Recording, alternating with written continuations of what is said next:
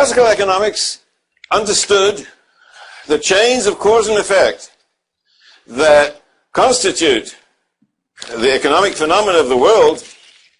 These chains of cause and effect have to be understood as being dictated by physical nature, objective supply conditions determine what's going to happen.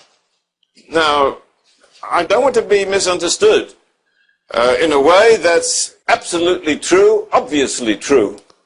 If we were living on the surface of the sun, we would not have much of an economy. So sure, the economic conditions are a product, if you will, of physical conditions. Okay. But we're not talking about the state of affairs. We're talking about the chains of cause and effect.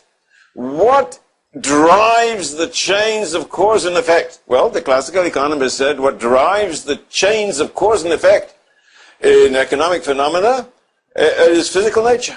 Physical nature is responsible for value. The phenomenon of value is determined by supply conditions.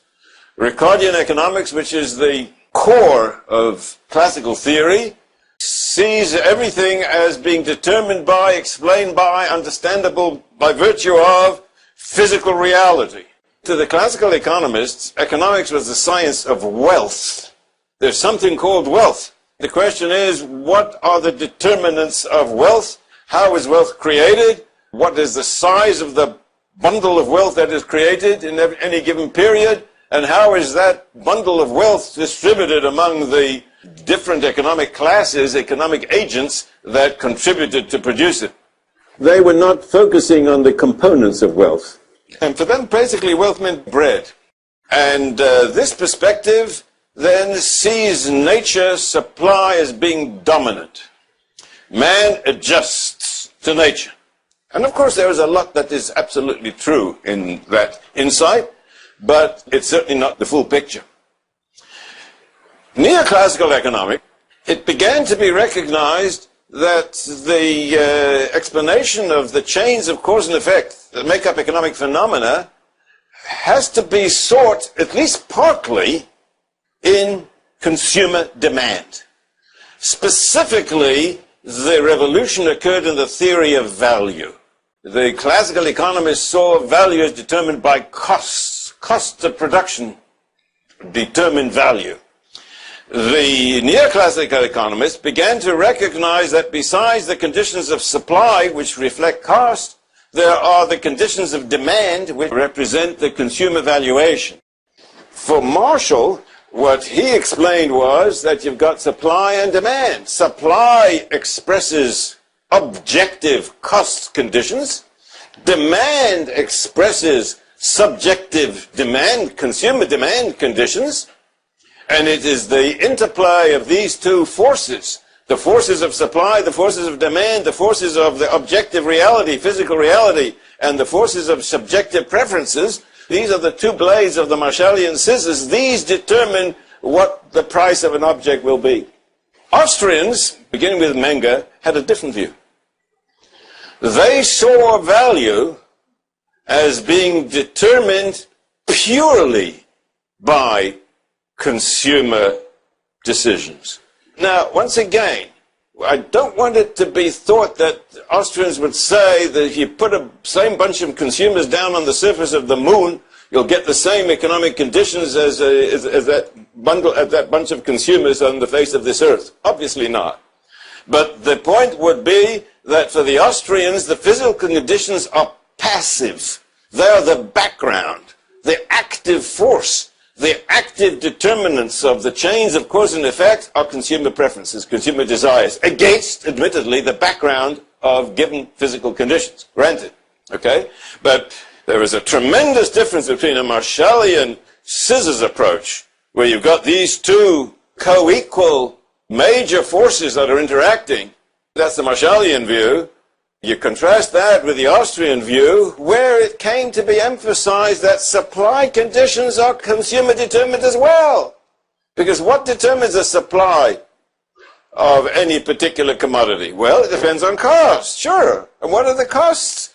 What determines the cost of production of any particular consumer good? Well, the answer is, it depends on the prices of the resources necessary to produce it. But what determines those prices? Well, it's the fact that these resources are useful in other industries to produce other goods which consumers want. Therefore, it is the degree of urgency with which consumers desire the fruit of these resources elsewhere that determines the cost of production in this industry that we're talking about. So that supply is simply disguised demand. It is the reflection of demand.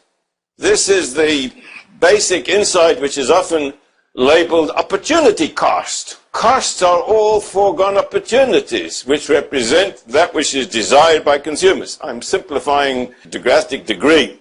But this was the nub of the disagreement between the Austrians and the Marshallians. Think of it as on top you've got physical reality. This, for the classical economists, was everything. At the bottom, you've got consumer preferences. These are subjective. These are objective. Objective, subjective. Consumer preferences are subjective. Whether you like vanilla or whether you like chocolate, that's subjective. Okay? Whether the temperature is 90 degrees or 120 degrees or 30 degrees, that's objective.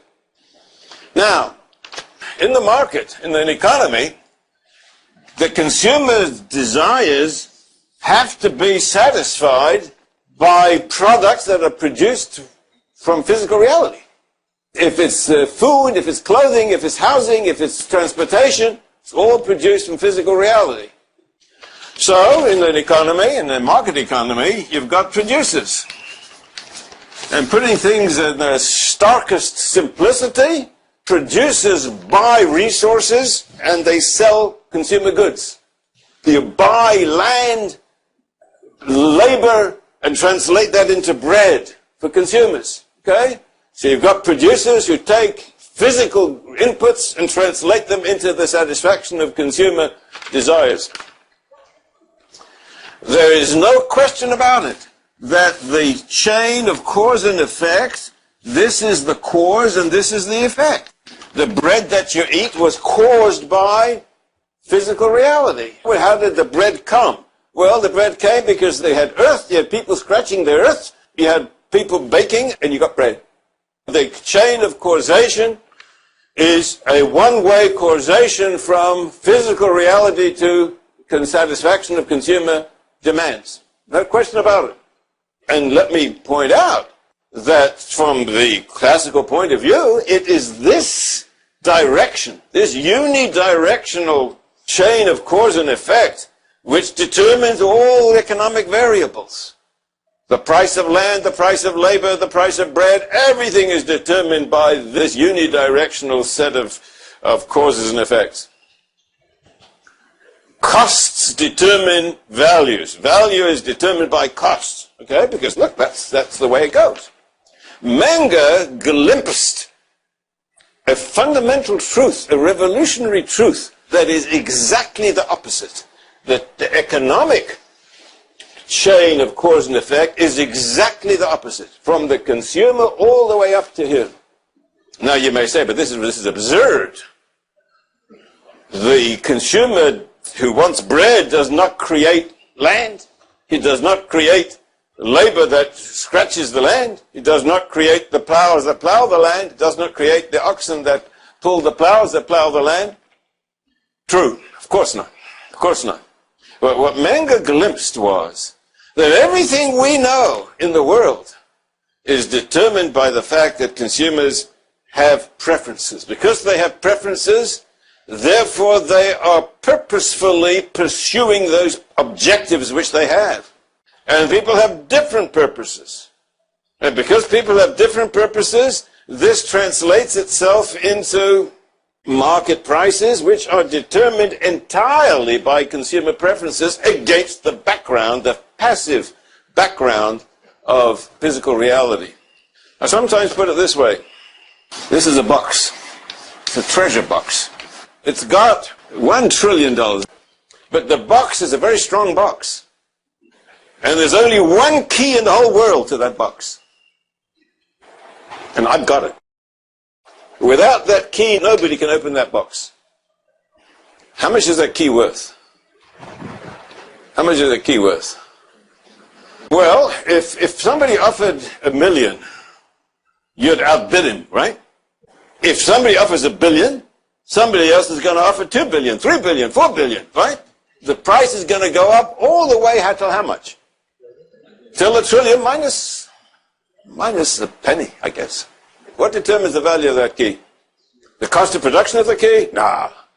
What determines the value of the key? The value of the key is determined by the usefulness of that key. To whom? To people who would be able to use it to produce what they want. If you want $1 trillion, then that will attribute value to the key. That's the Austrian insight. Nobody's denying that from a physical point of view, this is the engineering chain of cause and effect. But the economic chain of cause and effect, what determines values, what determines how much land is going to be used, what determines the price of land, what determines the price of labor, that's determined by consumer preferences. Cost of production is irrelevant. Irrelevant. Menger glimpsed was an understanding of how the economy works. The economy works because consumers want things. And because they want things, therefore they act. They act, they choose, they bid. And if a smart businessman knows that consumers are bidding, that smart businessman may realize that he can make a profit by satisfying those bids, by satisfying those demands. By doing so, he is acting as the agent, as it were, of the consumers by directing the resources into those channels which most successfully satisfy the desires of consumers. And because in a free economy, entrepreneurs are free to do that, therefore they are free to organize the entire mass of transactions that makes up an economic system in a way which is governed by, very important phrase, consumer sovereignty. Consumer sovereignty. It is the sovereignty of the consumer which governs everything. Everything here is determined by the consumer. Obviously, the consumer sovereignty on the moon's surface will be different than consumer sovereignty on the sun's surface and different than consumer sovereignty on the surface of this earth. But it's the consumer sovereignty, it's the consumer desires which call the shots. It's the consumer desires which determine what will actually happen.